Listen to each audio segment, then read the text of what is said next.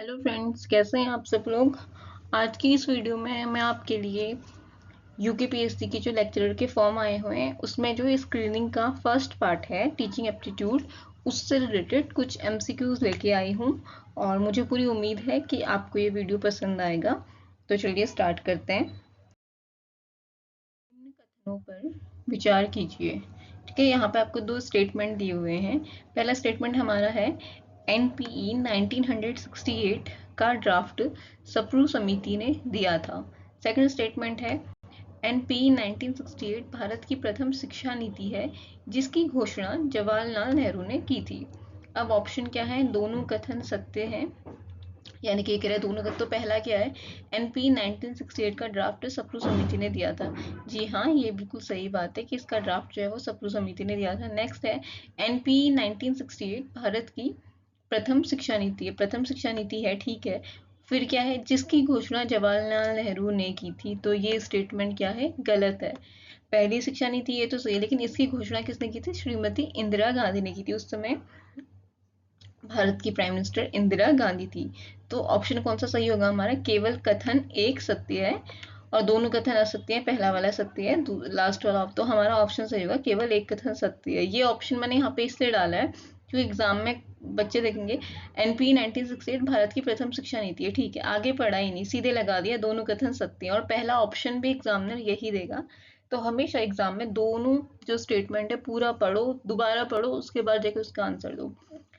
तो यहाँ पे हमारा सही आंसर है ऑप्शन नंबर बी, केवल कथन एक सत्य है। एनपी पहली शिक्षा नीति थी, लेकिन इसकी घोषणा किसने की थी, इंदिरा गांधी ने की थी, और इसका ड्राफ्ट सप्रू समिति ने दिया था। सेकंड क्वेश्चन है मेरा, किस आयोग या समिति की सिफारिश के आधार पर 1955 में विश्वविद्यालय अनुदान समिति की स्थापना हुई थी। तो 1945 में एक विश्वविद्यालय अनुदान समिति की स्थापना की गई थी जो मेनली 3 यूनिवर्सिटीज को देखती थी, Banaras university, Aligarh university and Delhi university. इन तीनों यूनिवर्सिटी को मतलब इन तीनों यूनिवर्सिटीज में जो भी काम है, जो कमियां हैं, ऑल टोटल देखने का लेखा जोखा इस विश्वविद्यालय अनुदान समिति ने लिया था। ऑप्शन क्या क्या है इसमें, राधा कृष्णन आयोग, सार्जेंट आयोग, कोठारी आयोग या फिर हंटर आयोग। तो इसका सही आंसर है आपका सार्जेंट आयोग। सार्जेंट आयोग की सिफारिश के आधार पर 1945 में इस समिति की स्थापना हुई थी। उसके बाद जब राधा कृष्णन आयोग बना था 1948 में, तब राधा कृष्णन आयोग की सिफारिश के आधार पर इसी विश्वविद्यालय अनुदान समिति को विश्वविद्यालय अनुदान आयोग बनाया गया। और 1956 में जिसकी स्थापना हुई थी, यूजीसी जिसको कहते हैं अभी, और उसको पूरी जो यूनिवर्सिटीज हैं उनका कार्यभार सौंपा गया था। तो यहाँ पे हमारा सही आंसर हो जाएगा सार्जेंट आयोग। तो जल्दीबाजी में राधा कृष्ण आयोग इसका आंसर मत करना। राधा कृष्ण आयोग ने यूजीसी की स्थापना की थी। यहाँ पे विश्वविद्यालय अनुदान समिति की बात हो रही है और क्लियरली यहाँ पे ईयर भी मेंशन किया गया कि 1945 में। तो ये तो हमारा 1956 में, या फिर अगर गठन की बात करें तो 1953 में। तो सही आंसर है यहाँ पे सार्जेंट आयोग। नेक्स्ट क्वेश्चन है, किसी छात्र के प्रदर्शन का मूल्यांकन करने का सबसे अच्छा समय कब है। आप पढ़ा रहे हो, टीचर हो, इवेल्युएट कब करोगे बच्चे को, सबसे बेस्ट टाइम कौन सा है बच्चे का इवेल्युएशन करने का। मापन की बात नहीं, मूल्यांकन की बात हो रही है। ओवरऑल जो बच्चे का मूल्यांकन होगा उसका बेस्ट टाइम। ऑप्शन है जब निर्देश समाप्त हो गया, यानी आपने हो गया, आपने पढ़ा दिया टोटल उस टाइम पे, या निर्देशात्मक प्रक्रिया के दौरान, केवल अनुदेश की प्रमुख इकाइयों के अंत में, या जब निर्देशन शुरू हो गया हो। तो आप टीचर हो, आपका बच्चे को सबसे बेस्ट आपका बच्चे का इवेल्युएट करने का टाइम होगा जब स्टार्टिंग हो रही है तब, या फिर जो मेन इवेंट होंगे कभी, जो आप मेन चीजें पढ़ा रहे हो उसके लास्ट में, या जब टोटल सारी आपकी टीचिंग वगैरह फिनिश हो गई है तब, या फिर उसके दौरान।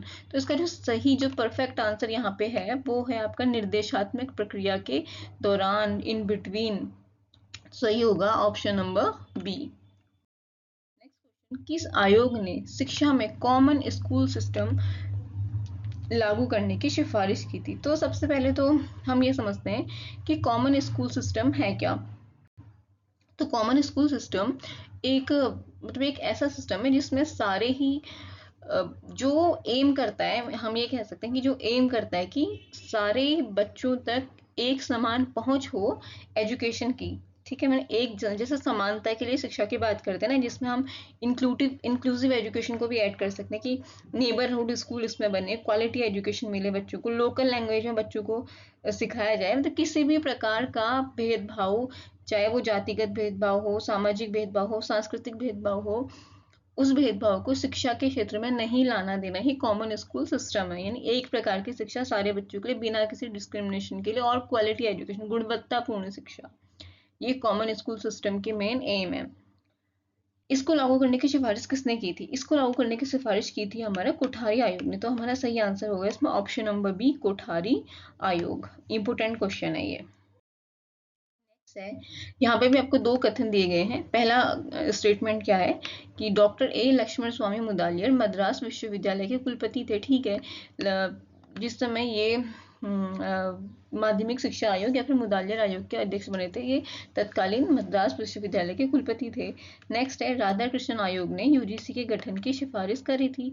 ठीक है, दोनों कथन बिल्कुल सही है। अभी थोड़ी देर पहले मैंने आपको बताया था कि जब वो समिति वाला क्वेश्चन आया तो लक्ष्मण स्वामी मुदालियर मद्रास विश्वविद्यालय के कुलपति थे और राधा कृष्ण आयोग ने इसे गठन की सिफारिश की थी। दोनों ऑप्शन इसमें सही है। तो ऑप्शन कौन सा सही होगा हमारे इसमें? होगा ऑप्शन नंबर ए सही, कि दोनों कथन सत्य हैं। कौन से संविधान संशोधन के अनुसार ये नहीं, ये होगा 6 से, ठीक है, ये 6 से है, 6 से 14, 6 से 14, इसको 6 से 14 पढ़ना। कौन से संविधान संशोधन के अनुसार 6 से 14 वर्ष के बच्चों के लिए शिक्षा का अधिकार मौलिक अधिकार है? ये तो बहुत आसान क्वेश्चन है, आप लोग को आते होगा। आरटीए, राइट टू एजुकेशन की बात यहाँ पे हो रही है। तो जो कि हुआ था आपका 86वां संविधान संशोधन, 85वां नहीं, 86वां संविधान संशोधन के तहत ये बात कही गई थी। Option number A is the correct answer. Next question है बालिकाओं के लिए गृह विज्ञान के अध्ययन की सिफारिश करी थी। किसने करी थी?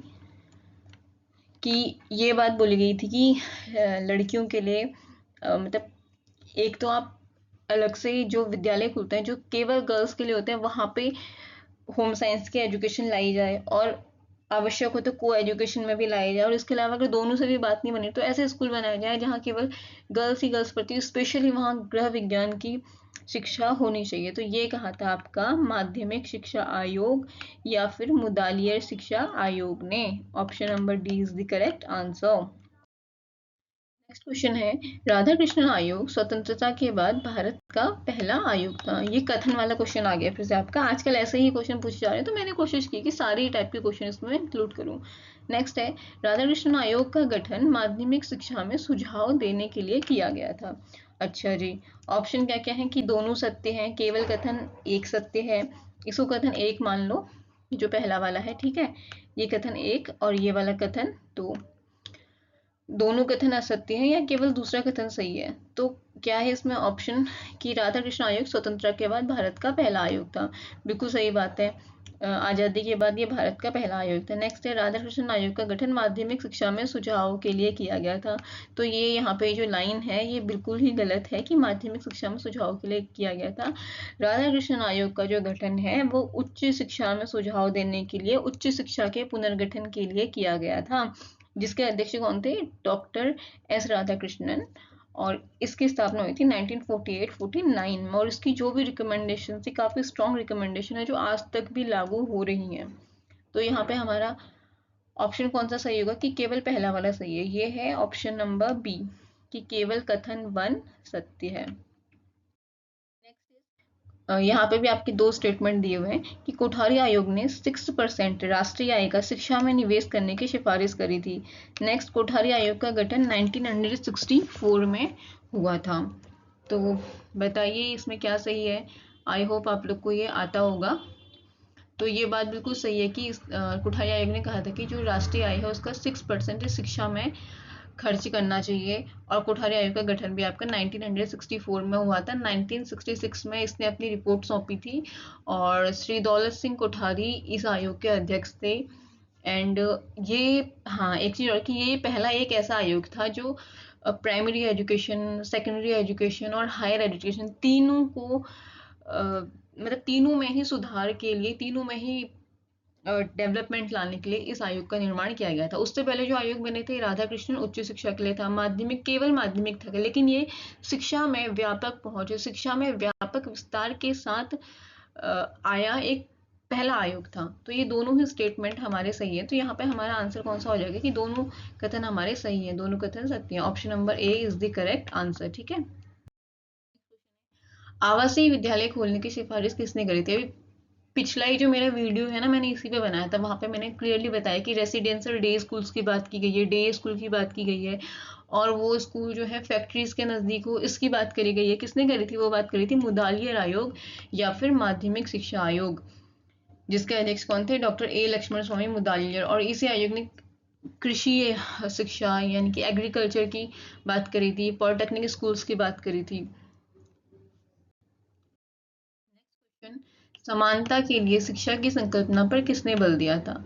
ठीक है, तो किसने बल दिया था? ये दिया था हमारा 1986 की जो शिक्षा नीति आई थी, उसने समानता पे शिक्षा की संकल्पना पर बल दिया था। यानी कि जो शिक्षा है वो एक जैसी हो, एक समान हो, उस पे 1986 की जो सेकंड शिक्षा नीति थी हमारी, उसने बल दिया था। पहली शिक्षा नीति 1968, दूसरी 1986। फिर इस पे एक प्लान ऑफ एक्शन आया था 1992 में, जिसमें क्या किया था, जो 1986 की जो शिक्षा नीतियां थी, उनकी जो कमियां थी उनकी देखरेख की थी। उसके बाद नई आई कब? 2020 में। शिक्षा में 5+3+3+4 का संबंध है। ये देखिए अभी जो बात हो रही थी, तो ये तो बहुत आसान क्वेश्चन है कि एनईपी 2020 इसका आंसर है। 5+3+3+4, 10+2+3 जो चलता आ रहा था उसको चेंज करके नई संकल्पना दी थी, नया फॉर्मूला दिया गया है 5+3+3+4 का एनईपी 2020 में।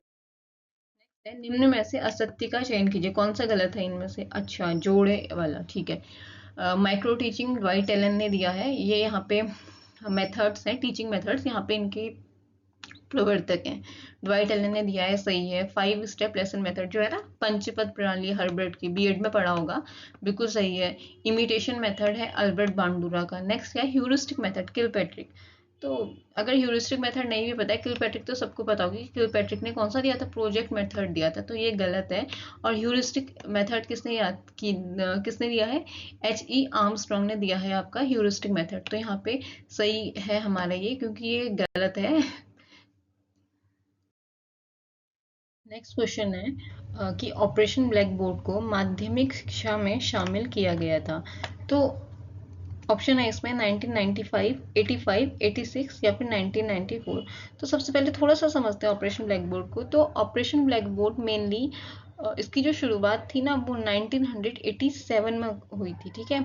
1986 की जो शिक्षा नीति थी, उसने सिफारिश दी थी कि ऑपरेशन ब्लैक बोर्ड चलाया जाए। क्यों चलाया जाए? ताकि जो प्राइमरी एजुकेशन है मेनली, उसके स्टैंडर्ड को बढ़ाने के लिए। और ये फोकस्ड था विशेष रूप से जो महिलाएं थी और जो ST SC है, जो ST SC वर्ग के जो बच्चे हैं, उन तक शिक्षा की पहुंच को बढ़ाने के लिए ऑपरेशन ब्लैक बोर्ड को प्राइमरी एजुकेशन में स्टार्ट किया गया था 1987 में।